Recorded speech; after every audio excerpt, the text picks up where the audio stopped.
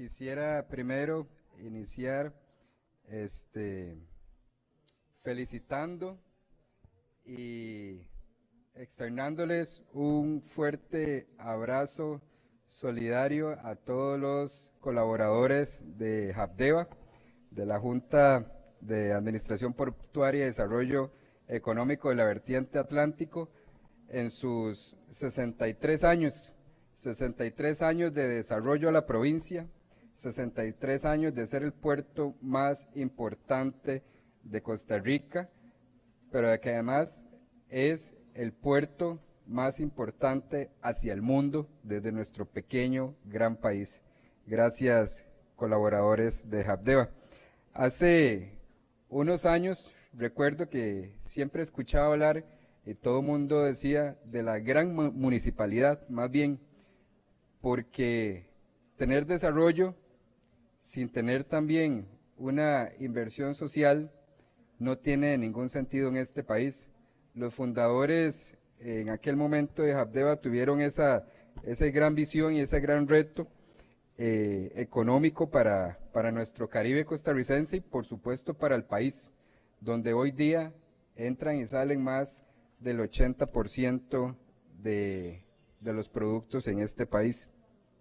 Y es que la contribución que ha hecho Habdeba a lo largo de su historia en la provincia de Limón me lleva mucho al tema de lo cual quiero hablarles hoy, que es el tema de educación, porque muchas personas en la provincia de Limón recordarán cómo sus escuelas y sus colegios fueron intervenidos en infraestructura para que pudieran funcionar, en mantenimiento o incluso remodelaciones de escuelas y colegios que ayudaron a que hoy día muchas personas tengan más oportunidades de estudio en la provincia de Limón. Y es que cuando hablamos de educación y de ese modelo, tenemos que hablar también de un desarrollo o un modelo de desarrollo que este país decide o sostener o debilitar. Que en este caso, y yo espero para este próximo gobierno de la continuidad de doña Laura, que lo piense bien, porque ya en la provincia de Limón nos han dicho que lo que quieren es desaparecer a Habdeba, y si ya empezaron todo un plan 4 años para irlo debilitando poco a poco, espero que no sea así y más bien se fortalezca. Pero bueno, en educación, y es a lo que me lleva hoy esa reflexión, y más la reflexión con la inversión que ha hecho Habdeba, se necesita esa educación estratégica. Y es que en Costa Rica, y queda clarísimo, que hay 3 razones súper concretas de por qué la educación pública costarricense es tan importante para el desarrollo de este país. Y es que primero, una educación buena y de calidad en nuestro sistema educativo público, por supuesto, impacta directamente al crecimiento económico, porque por supuesto, no hay una productividad sostenida sin capital humano calificado. Y por eso nosotros tenemos varios modelos de educación en diferentes áreas del país, como colegios técnicos, colegios bilingües, para tener un capital humano desarrollado. El INA, muy importante en su educación técnica en este país. Segundo, porque también es un instrumento principal de movilidad social, sí, para miles de familias. En una educación, la educación a veces es la única vía real para romper esos ciclos o esos círculos de pobreza en familias en diferentes lugares de nuestro país. Y tercero, también porque fortalecer esa cohesión social y democrática con un sistema educativo sólido que tenga una vía correcta va a crear una ciudadanía más crítica, una ciudadanía más eficiente y por supuesto se puede reducir más las brechas y consolidar una institucionalidad fuerte para que este país siga avanzando. Por eso, y en estos días que una de las comisiones nos visitó el ministro de Educación, a mí me da un pesar ver a un ministro de Educación que está intentando hacer lo mejor para este país, a veces esfuerzos sobrehumanos, y que pareciera más bien que es ministro de otro gobierno y no de este gobierno, ese ministro de Educación que también muchas veces su trabajo técnico pareciera un contexto fiscal completamente contrario a la línea de este gobierno de la República, que se ha caracterizado además de tener una administración recortista al sistema educativo público costarricense, haciendo limitaciones estructurales también para poder desarrollar una educación pública eficiente y real para las necesidades de nuestro país. Y con esto también hay algo muy importante que son parte de las acciones que se quieren tomar dentro del Ministerio de Educación Pública, pero tenemos que entrar en reflexión. El primer video, por favor. Espero que estén muy bien. Quiero hablarles directamente de ministro a docente, de ministro a director, con respeto y con la franqueza que siempre me ha caracterizado. En este tiempo de ser ministro, he estado en muchos centros educativos y conversado con muchos de ustedes y he escuchado con atención sus inquietudes. Sé que hay preocupación por los rangos de matrícula actuales y por lo que esto ha significado y puede llegar a significar. Por eso quiero explicarles de frente que he tomado la decisión de modificarlos. Los rangos de matrícula que hemos venido usando no se actualizan desde el año 2017. Desde entonces, el país ha cambiado muchísimo. Hay baja natalidad y la realidad de las aulas hoy es distinta. Por eso, estoy plenamente convencido de que era necesario hacer un ajuste. Yo decidí ver como una oportunidad, nunca como una amenaza este tema. Una oportunidad para apoyar al docente y mejorar la calidad de la educación. El docente y el estudiante. Y los rangos de matrícula que estamos proponiendo incluso son menores a ese. Por ejemplo, estamos pasando de 45 estudiantes de rango máximo a 25 en el caso de educación técnica, a 25 en el caso de educación secundaria y a 20 en el caso de educación primaria. Son rangos menores. Pero esto de 25 son rangos máximos, pueden jugar entre 25 y 10, entre 25 y 8. Y yo lo que he planteado, y la directriz sale hoy o a más tardar mañana, pero por lo demás me parece que todos compartimos acá la misma visión y las mismas aspiraciones de lo que es mejorar la calidad de la educación y tener una cobertura donde a nadie se discrimine por el lugar donde nació o donde se ubique en el territorio o la condición socioeconómica. Gracias. Bueno, aquí nos lleva a una reflexión súper compleja. No es tan fácil decir que nada más vamos a disminuir los grupos, que por supuesto es muy importante en dos líneas muy concretas. Una, a la hora de que el docente pueda impartir sus lecciones, a la hora de la enseñanza a los estudiantes, ya sea de primaria o secundaria, porque por supuesto va a haber una atención más especializada en el aula, en la dinámica del aula, pero que además le va a dar más chance al docente de poder, por ejemplo, si tiene estudiantes con alguna condición especial, darle ese trato adecuado para poder desarrollar la clase. Y por supuesto, un beneficio al estudiante porque en el proceso de aprendizaje va a tener un espacio mucho mayor para poder evacuar dudas, para poder tener esa atención necesaria, para poder tener un ambiente incluso más sano y saludable que grupos abarrotados en aulas pequeñas. Pero esto nos tiene que llamar poderosamente la atención, porque parte de esas inquietudes de las cuales el señor ministro habla van muy ligadas a la infraestructura educativa, al tema de transporte estudiantil, al tema de comedores escolares, al tema de becas y a muchos otros temas que están en la comunidad educativa. Y para eso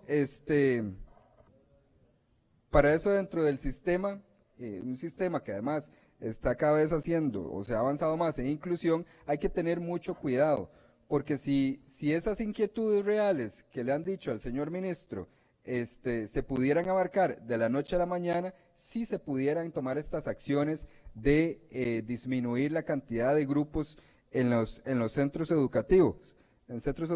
Hasta ahí iríamos de acuerdo. Pero es que este problema al final se convierte en algo que no es pedagógico, sino estructural del sistema educativo del Ministerio de Educación.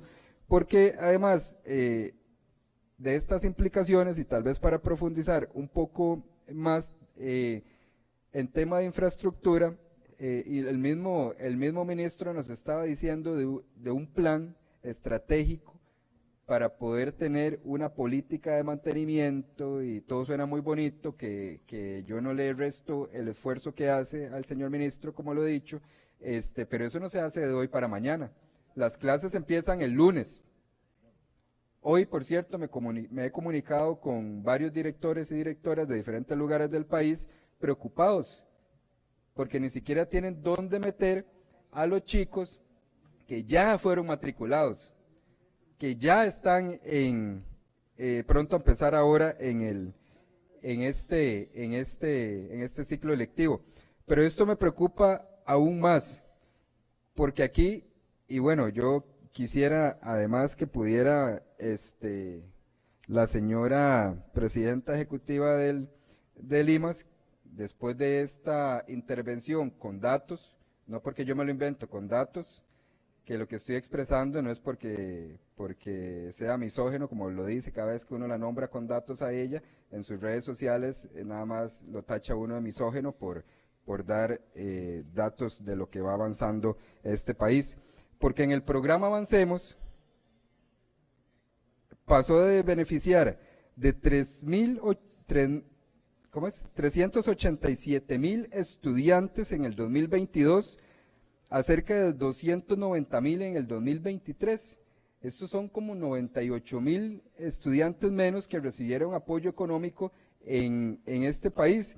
Y para una familia, una beca de Avancemos, ¿qué significa?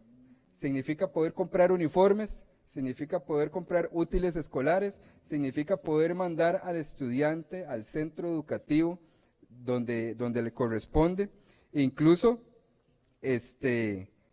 a veces con el gran esfuerzo de enviarlo a otro centro educativo que queda más largo del que le queda en la comunidad, porque ni siquiera existe la capacidad locativa de los centros educativos para poder recibirlos. Y esto a mí me preocupa porque además, y hay que tener un poquito de memoria, para el 2026 se incorporaron 6.600 millones adicionales aprobados aquí, en esta Asamblea Legislativa, y justamente para hacerle frente a esas reducciones presupuestarias que ha cometido este gobierno. Y eso preocupa porque ahora, si no se tiene una infraestructura adecuada, ¿cómo se van a abrir más grupos? De aquí a un año no vamos a tener las condiciones reales para abrir mucho más grupos en los centros educativos que no tienen esa capacidad. Y es que al final, ¿dónde se encuentran esos jóvenes que no están matriculando?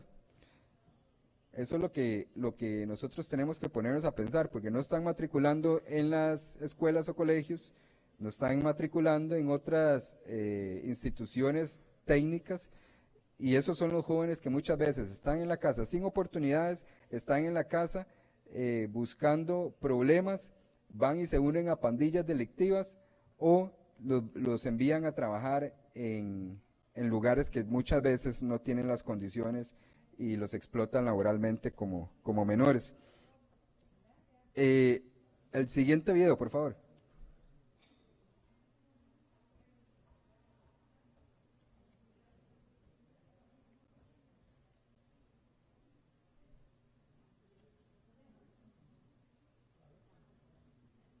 Más de 800 órdenes sanitarias podrían complicar el inicio del curso lectivo 2026 en centros educativos. En 2 semanas, más de 5.000 centros educativos estarán habilitados para el inicio oficial del curso lectivo. Sin embargo, este arranque podría darse bajo la amenaza de más de 800 órdenes sanitarias vigentes en distintas instituciones. Se mantiene el número de las 872 órdenes sanitarias, de esas efectivamente 101 son categoría roja, el 12% del total. En específico estas 100 categorías rojas tienen un proceso asociado. Algunos centros educativos enfrentan problemáticas como fallas eléctricas, pupitres en mal estado y aulas deterioradas, situaciones que podrían afectar la concentración del estudiantado. Actualmente se registran 872 órdenes sanitarias en centros educativos. De estas, 101 están en categoría roja, lo que implica un cierre total, y casi 400 instituciones con advertencias sanitarias no cuentan con un proyecto asociado para su atención. En ese sentido, exautoridades de la cartera califican como preocupante que este inicio de clases se dé de esta manera.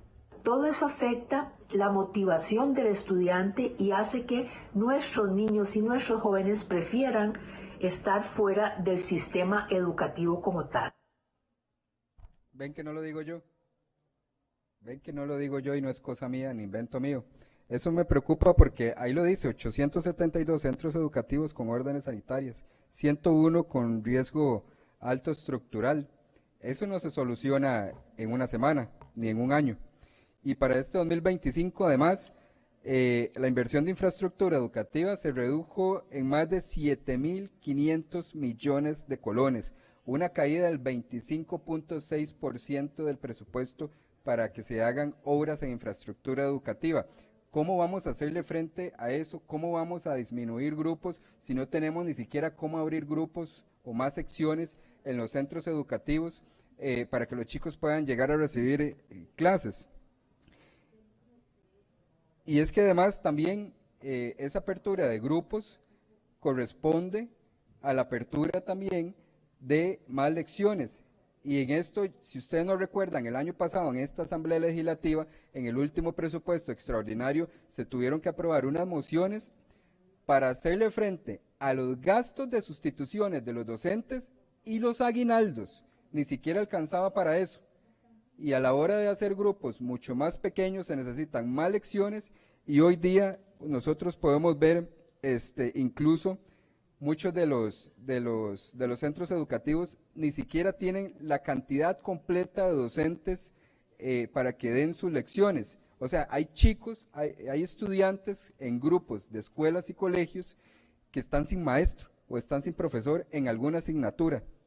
Y eso es preocupante porque si no podemos hacerle frente, hablar sobre eso, porque el censo se hace con la matrícula inicial y el censo final, y de ahí usted saca la ecuación para decir que hay menos deserción, pero no es que hay menos deserción, es que hay menos estudiantes ingresando al sistema educativo público costarricense, y eso preocupa aún más, y ahí también uno es donde se pregunta, ¿qué está haciendo el PANI y dónde está el PANI?